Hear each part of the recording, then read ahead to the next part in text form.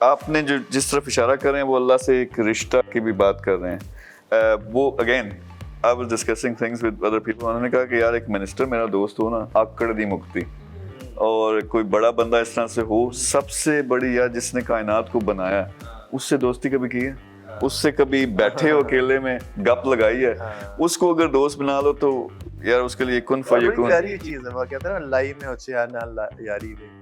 کہ کبھی ان اونچوں سے آپ یاری لگا کے دیکھیں تو آپ کہتے ہیں کہ یار مطلب آپ جب صبح نماز کے لیے فجر کے وقت اٹھتے ہیں اور آپ جب ٹھنڈے پانی سے وضو کرنے کے لیے آپ جاتے ہیں یا آپ اپنی نیند توڑتے ہیں, تو میں کبھی کبھی سوچتا ہوں کہ جب میرا دل نہیں چاہ رہا ہوتا, جب واقعی بڑی نیند آتی اسی وقت میں زیادہ اٹھ کے کہ تو شاید میری یہ ادا اس کو پسند آ جائے, اور شاید اس وجہ سے وہ مجھے اپنے قریب کر لے کہ ہاں اس نے میرے لیے چھوٹی سی تکلیف اٹھائی, اس کا دل نہیں چاہ رہا تھا اس وقت, تو پھر میں جان کے وہ کرتا ہوں کہ مجھے اس کو منانا ہے. بیسکلی میرا بس زندگی میں یہ ٹارگیٹ ہے کہ کسی طرح وہ راضی ہو جائے.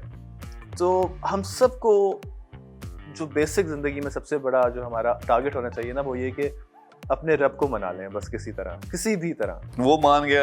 گیا تو سب آپ کے ہاتھ میں ہے. تو وہی والی بات ہے, کسی منسٹر سے آپ کی یا پرائم منسٹر سے ہوتی ہے اکڑ, آپ نے کائنات کے خالق سے اگر آپ کی دوستی کر لی تو پھر تو آپ کی اکڑ کہاں جائے.